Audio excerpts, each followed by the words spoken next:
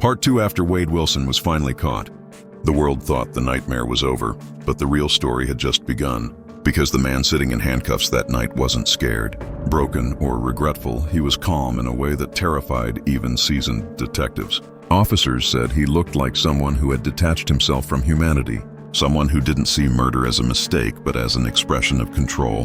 When he was interrogated, he didn't cry, he didn't shake, he didn't ask for a lawyer.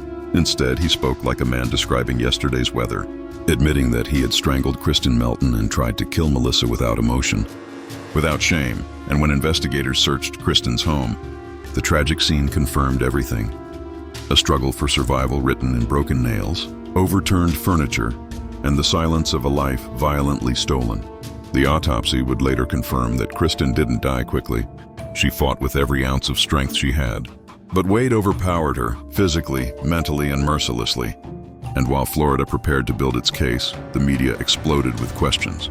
How does a boy raised in a loving home become a killer who enjoys causing pain? How did so many warning signs go ignored? How did he walk free after attacking Kelly, after abusing Melissa?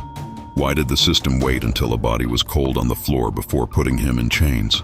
But answers don't bring back the dead, and justice moves slower than grief. Months passed as investigators uncovered more.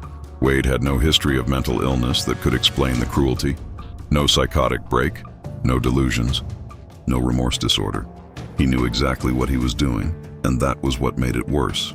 Psychologists labeled him a sadistic predator with a pattern, not a moment of rage. Courts prepared for a trial that Florida would never forget. Because for the first time, the world wasn't just seeing a criminal. It was seeing a man who enjoyed the destruction he caused.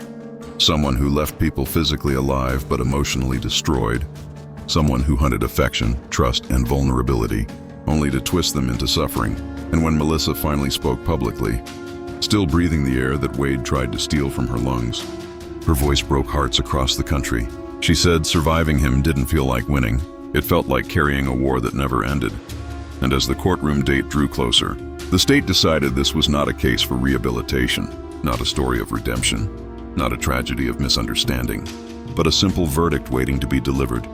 Some monsters are not created by darkness. Some are raised in the light and still choose to become the shadows. And when Wade Wilson entered that courtroom for the first time, spectators said his aura was colder than hatred, colder than anger, colder than evil. It was emptiness, the absence of a soul where one was expected to exist. And without speaking, without reacting, without blinking, he made one thing clear to everyone in that room. The bodies weren't the tragedy. The tragedy was that he would have kept going if no one stopped him.